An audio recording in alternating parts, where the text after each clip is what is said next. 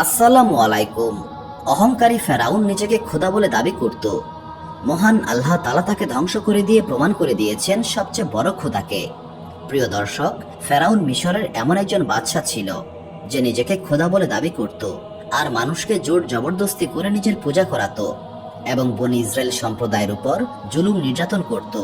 এই জুলুমকারীর পরিণতি এমন হলো যে মহান আল্লাহ তাআলা তাকে ধ্বংস করে দেওয়ার পর না জমিন তাকে গ্রহণ করলো, না পানি তাকে গ্রহণ করলো, বরং তার লাশ অক্ষত অবস্থায় থেকে গিয়েছে এবং কিয়ামত পর্যন্ত এইভাবেই থাকবে, যাতে সে পৃথিবীর জন্য নিদর্শন হয়ে থাকে এবং সবাই বুঝতে পারে জুলুমকারী কিংবা সীমা লঙ্ঘনকারীর পরিণতি কি হতে পারে।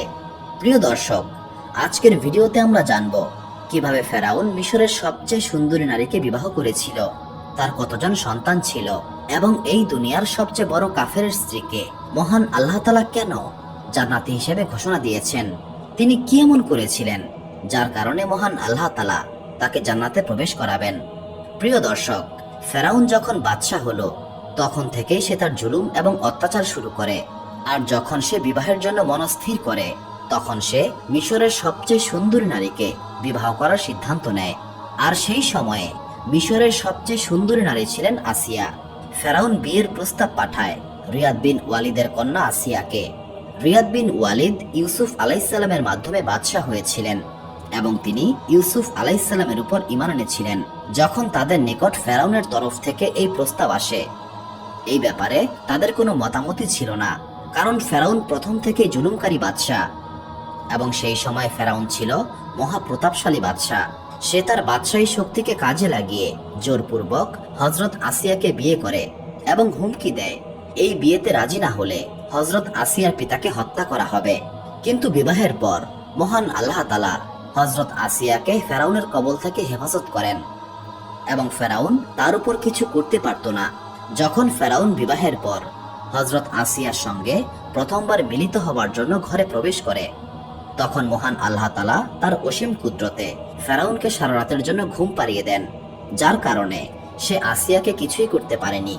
এইভাবে মহান আল্লাহ তাআলা আসিয়াকে হেফাজত করেন। কিছু কিছু কিতাবে এসেছে বিয়ের পর মহান আল্লাহ তাআলা ফেরাউনের পুরুষত্বকে শেষ করে দিয়েছিলেন এবং আসিয়াকে হেফাজত করেছিলেন। কিছু কিছু বর্ণনায় এসেছে ফেরাউনের এমন এক অসুখ হয়েছিল, মিশরের তৎকালীন চিকিৎসকরা তাকে সারা জীবন সহবাস থেকে দূরে থাকতে বলে। এর কারণ হিসেবে মনে করা হয় আসিয়া সেই বাদশার কন্যা ছিলেন যিনি ইউসুফ আলাইহিসসালামের দাওয়াতে সাড়া দিয়ে ঈমানদার হয়েছিলেন, আর হযরত আসিয়া ছিলেন অত্যন্ত নেক এবং পরহেজগার বান্দা। এইভাবে মহান আল্লাহ তাআলা হযরত আসিয়াকে ফেরাউনের নাপাক স্পর্শ থেকে হেফাজত করেন।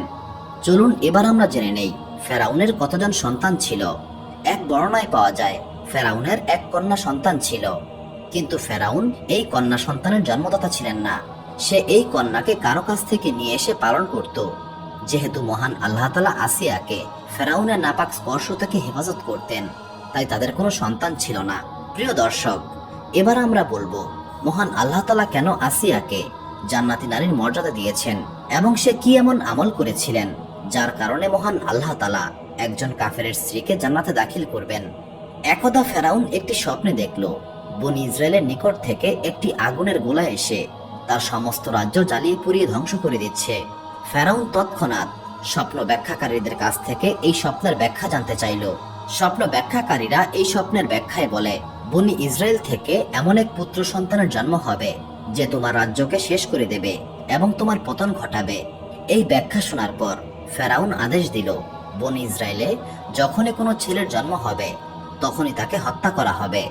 যখন হযরত মুসা আলাইহিসসালামের জন্ম হয় তখন তার মা সিন্ধুকে করে হযরত মুসা আলাইহিসসালামকে নীল নদে ভাসিয়ে দেন। মহান আল্লাহ তাআলার কুদরতে সেই সিন্ধুক ভাসতে ভাসতে ফেরাউনের দরবারের নিকট পৌঁছে যায়।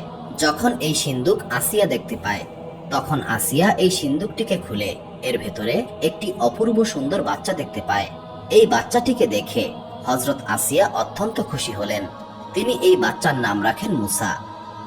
যখন হযরত আসিয়া এই বাচ্চার নুরানি চেহারার দিকে দেখেন তখনই তাকে নিজের পুত্র হিসেবে গ্রহণ করে নেন এবং তিনি ফেরাউনকে বলেন, এই বাচ্চা তোমার এবং আমার চক্ষু শীতলকারী হবে, একে হত্যা করো না। সেই সময় ফেরাউন বলে, তুমি এই বাচ্চাটিকে নিজের কাছে রাখতে চাইলে রাখতে পারো, এতে আমার কিছুই যায় আসে না। রাসূলুল্লাহ সাল্লাল্লাহু আলাইহি সাল্লাম বলেন, আসিয়ার মতো ফেরাউনও যদি বিশ্বাস করত এই বাচ্চা তার চক্ষু শীতলকারী হবে, তবে মহান আল্লাহ তাআলা তাকে হেদায়েত দান করতেন এবং তাকেও হযরত আসিয়ার মতো ঈমানের উপর রাখতেন। কিন্তু ফেরাউনের নসিবে কোনো হেদায়েত ছিল না, যার কারণে এই ব্যাপারে তার কোনো পরোয়াই ছিল না। হযরত আসিয়া বিবাহের পর থেকেই ফেরাউনের অত্যাচার এবং সীমা লঙ্ঘনকারীর বিরুদ্ধে পাহাড়ের মতো দাঁড়িয়েছিলেন। যখন হযরত মুসা আলাইহিস সালাম নবুয়ত প্রাপ্ত হন এবং ফেরাউনের জাদুর খেলায় তাকে পরাজিত করেন, তখনই হযরত আসিয়া ঈমান আনেন এবং বহুদিন পর্যন্ত সেটি ফেরাউনের নিকট থেকে গোপন রাখেন। কিন্তু ফেরাউন যখন নিজেকে খোদা বলে দাবি করে এবং লোকদের থেকে জোরপূর্বক তার সিজদা আদায় করতে লাগলো, তখন আসিয়া সামনে এলেন এবং এই অন্যায়ের বিরুদ্ধে প্রতিবাদ করেন। যখনই ফেরাউন জানতে পারে তার স্ত্রী আসিয়া মুসা আলাইহিস সালামের খোদার উপর ঈমান এনেছে, তখনই সে আসিয়ার উপর জুলুম করা শুরু করে। কিন্তু ফেরাউনের এই জুলুমে হযরত আসিয়াকে তার ঈমান থেকে বিন্দুমাত্র সরাতে পারেনি। ফেরাউন বহুবার চেষ্টা করেছে যেভাবেই হোক আসিয়াকে এই ঈমান থেকে সরিয়ে এনে পুনরায় সেই কুফরি এবং শিরকের দিকে নিয়ে যাওয়ার, কিন্তু আসিয়া ফেরাউনের সেই সমস্ত প্রচেষ্টাকে ব্যর্থ করে দেয়। তিনি শুধুমাত্র এক আল্লাহ তাআলার নাম বলতে থাকেন এবং আল্লাহ তাআলার ইবাদতে মশগুল থাকেন। শুধু আসিয়াই নয়, যে ব্যক্তি হযরত মুসা আলাইহিস সালামের উপর ঈমান আনত, ফেরাউন তার উপরে জুলুম করত। একদা এক ব্যক্তি, যাকে পবিত্র কোরআন শরীফে মুমিন আল ফেরাউন নামে অভিহিত করা হয়েছে, তাকে হযরত মুসা আলাইহিস সালামের উপর ঈমান আনার কারণে অত্যন্ত নির্মমভাবে হত্যা করা হয়। এটি দেখার পর হযরত আসিয়া আর চুপ করে থাকলেন না, তিনি দৃঢ়ভাবে এর প্রতিবাদ করেন। যখন ফেরাউন দেখল তার স্ত্রী তারই বিরুদ্ধে কথা বলছে, তখন তার ভেতরে প্রতিশোধের আগুন জ্বলে ওঠে আর হযরত আসিয়াকে অত্যন্ত কঠিনভাবে শাস্তি দিতে শুরু করেন। সে হযরত আসিয়ার 2 হাত এবং 2 পা এমনভাবে লোহার শিকলে আটকে দেয় যে তিনি নাড়াচাড়া করতে পারতেন না। তার বুকের উপর পাথর চাপিয়ে দেয় এবং গরম আগুনের উপর তাকে শুইয়ে দেয়। তাকে সকল প্রকার খাবার এবং পানি দেওয়া বন্ধ করে দেয়। এমন যন্ত্রণাদায়ক জুলুমের পরেও হযরত আসিয়া ঈমানের উপর অবিচল থাকেন। কোন একটি বর্ণনায় আসে, ফেরাউন হযরত আসিয়ার চামড়া পর্যন্ত খুলে নেন এবং তার পেটে একটি পাথর ভরে দেয়